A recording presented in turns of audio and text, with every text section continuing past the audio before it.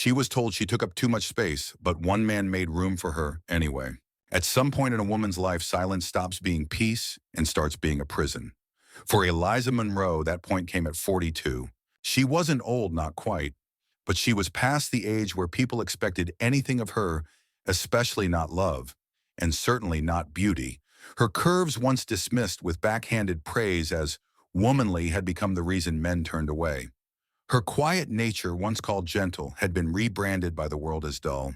She had watched other women marry, bear children, bury husbands, and remarry again. She had written letters to strangers through the mail-order bride circuit for years, each time carefully folding a photograph that didn't quite flatter, but didn't lie either. She received rejections so polite they stung worse than cruelty. One man had even sent back her picture, with a note scrawled in red. "Too much of you, not enough spark."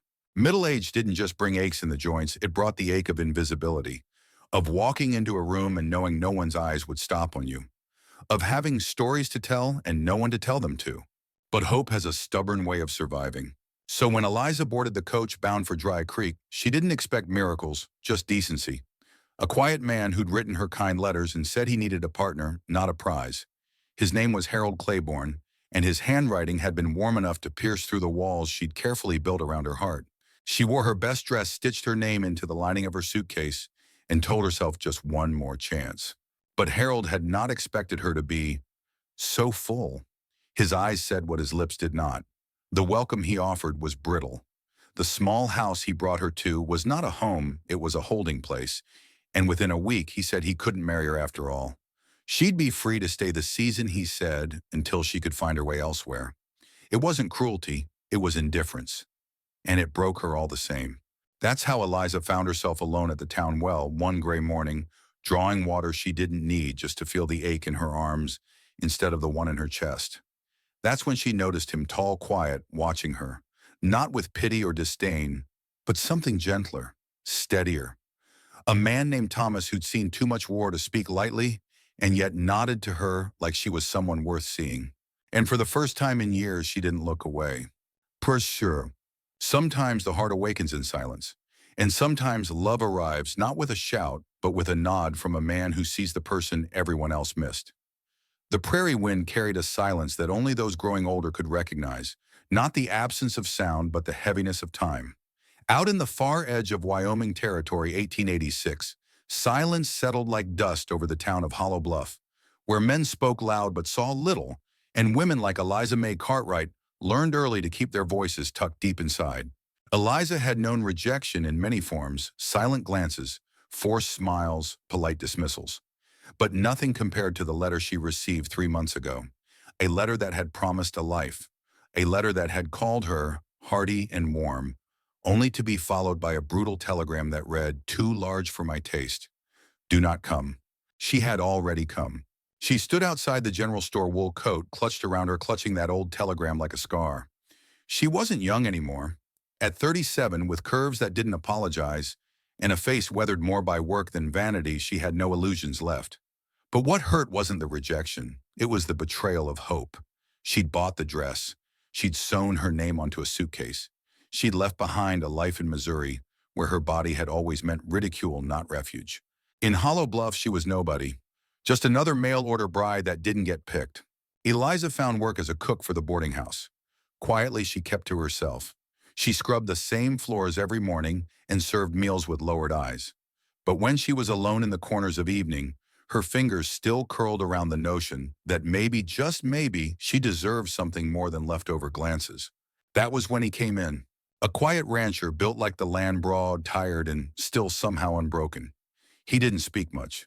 Most said he was strange, maybe even slow. But Eliza saw the way he watched the world with gentleness, not judgment. His name was Thomas Reeve, and on that late November evening, he walked into the boarding house drenched in snow, and Silence sat at the end of her table and said the kindest words she'd heard in years. "Ma'am, this stew tastes like home." She nearly dropped the ladle.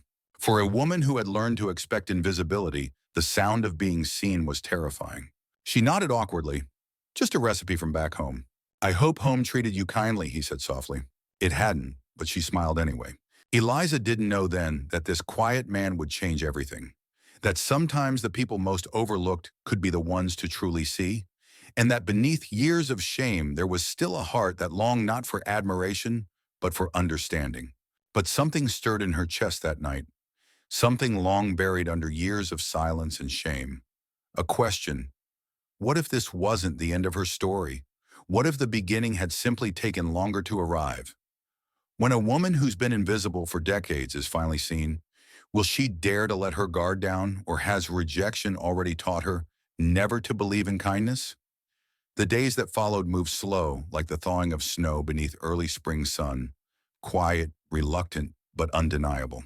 Eliza didn't look for Thomas Reeve, but he showed up anyway. Always at dinner, always at her table, always alone. He never spoke much, and that suited her just fine. For the first time in years, Eliza didn't have to perform.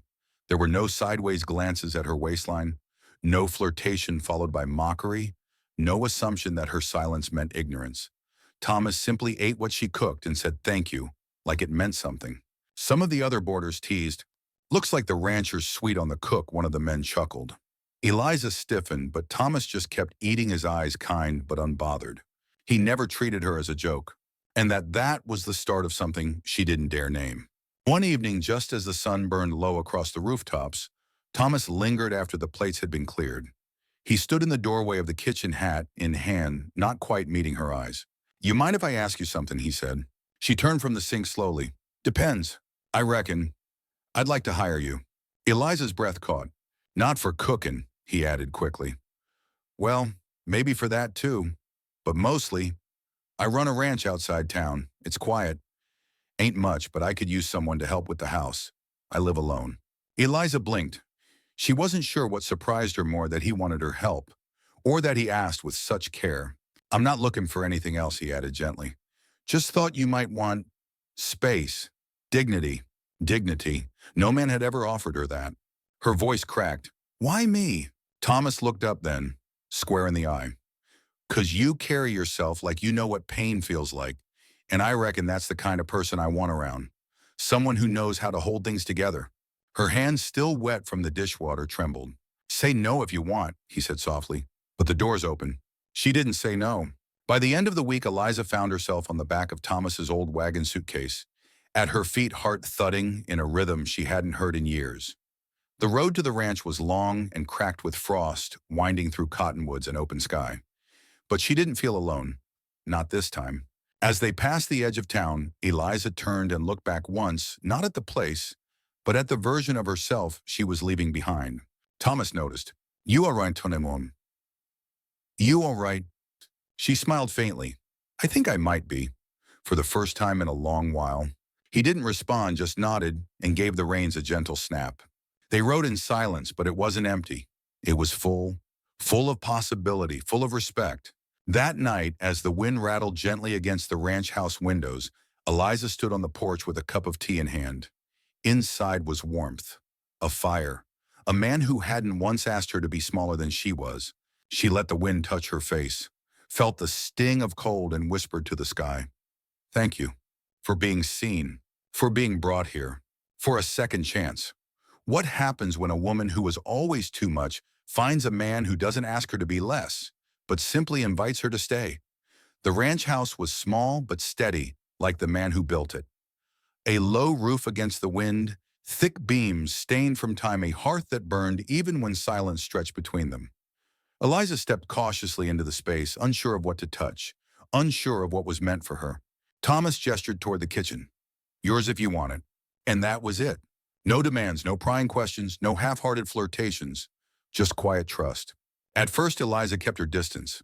She cooked, cleaned, and stayed to her small room with the quilted bed and creaky window. She was careful not to smile too much, careful not to hope. The world had taught her that kindness often had a price, and she wasn't sure yet if Thomas's quiet could be trusted. But slowly the walls inside her began to shift. Each morning she'd wake to the sound of boots on the porch. Thomas always brought her coffee before he left to tend the cattle. He never lingered, just set the mug down, tipped his hat, and left. One morning there was a note: "Put your feet up today. You've earned it." Another day, a wildflower beside her plate. And then on a morning thick with rain, Eliza stepped outside and saw him fixing the chicken coop in a downpour. Without thinking, she ran out with a blanket, shouting over the thunder, "You'll catch your death." Thomas just smiled, drenched and muddy. "Ain't the rain that kills, Eliza. It's the loneliness." The words struck her like a bell rung deep inside her chest. That night they shared stew beside the fire. She asked him about his childhood. He asked nothing in return, just listened, nodding as if every word she spoke had weight. And then for the first time, she said it aloud. "They laughed, you know. The men who rejected me, called me too much woman for one man, said they needed someone quiet and pretty and small." Thomas stared into the flames. "Well," he said after a pause, "sounds like they were afraid of a full-hearted woman. That's their loss." Her lip trembled. "You don't even know me." "I know you kept going," he said, "even after being thrown aside." For a long time, she just stared at the man across the table. No bravado, no pity, just truth. But fear had deep roots. Later that night, Eliza wept alone in her room, not from sadness but confusion. She had learned to survive rejection, not affection, had armored herself against cruelty, not gentleness. The kindness scared her more than the insults ever did. Could it be real? Could he truly see her and not turn away? She'd been mocked, rejected, and told she was too much. But what if her greatest fear now was being fully loved? The days slipped into one another, slow and soft, like snow melting under sun. Eliza still moved with care, but something inside her was beginning to unfold.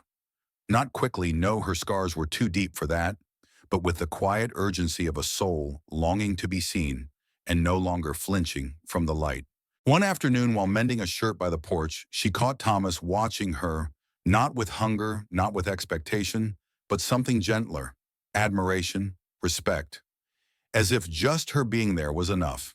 "You work like someone who's always had to," he said quietly, handing her a glass of water. "I do," she replied, her voice steady. "My father believed women should earn their keep. I was tending pigs and hauling water by the time I was 12. Thomas nodded. "You remind me of my mother.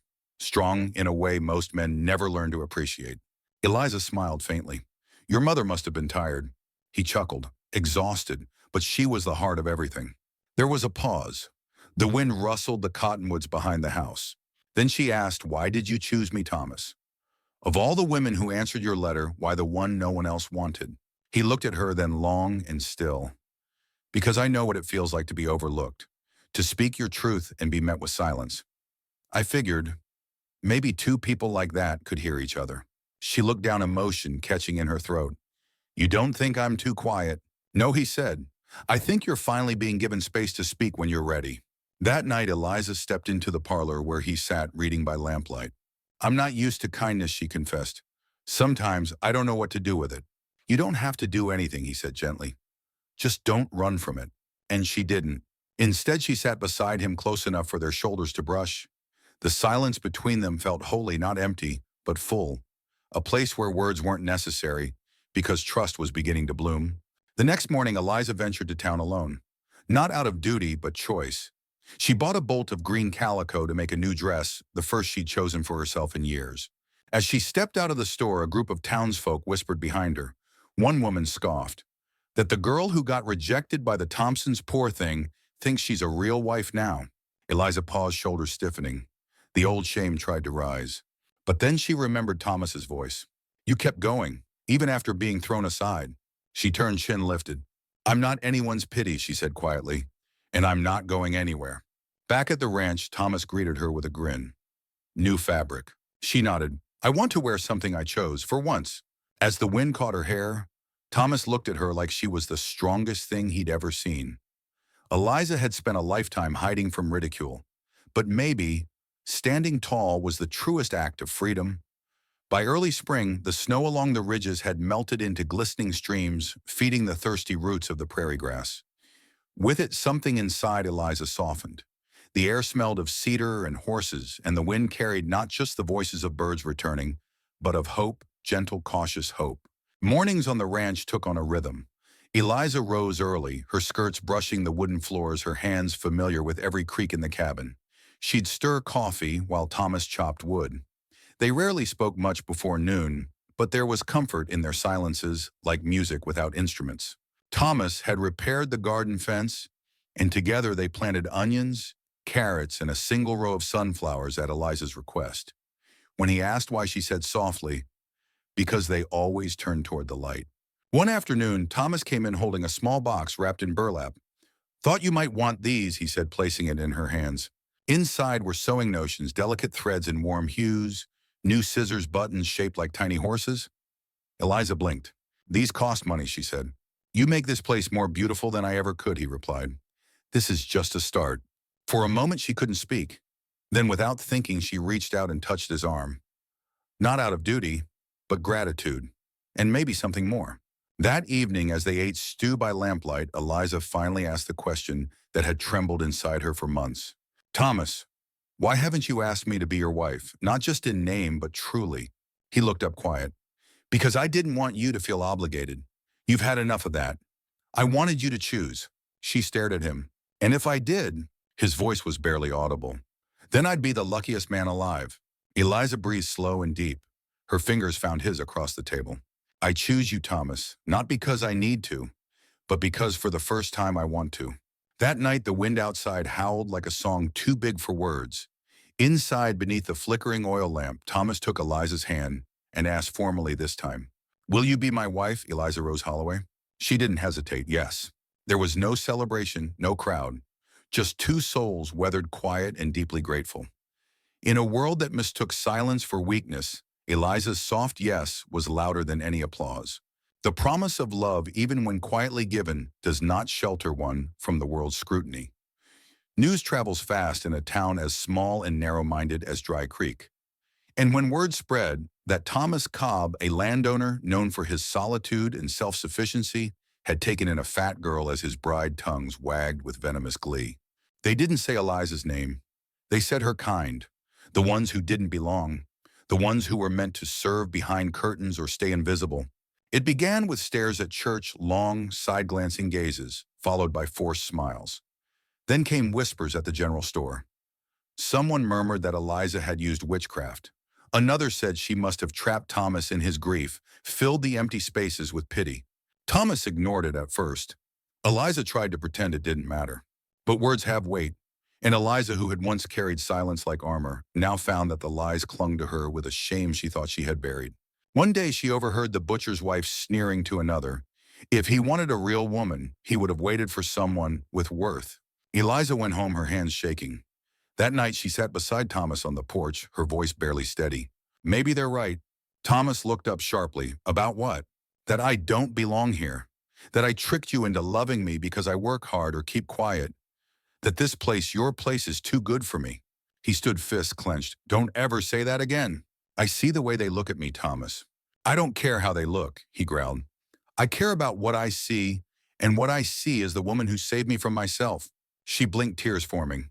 I see the woman who gets up before dawn and makes this house a home. The woman who knows the names of every colt and speaks to the wind like it's a friend. The woman who, even after all she's been through, still believes in the good in others. He stepped closer. And if they can't see that, then to hell with them. Let them rot in their small minds, but don't let them steal what we've built.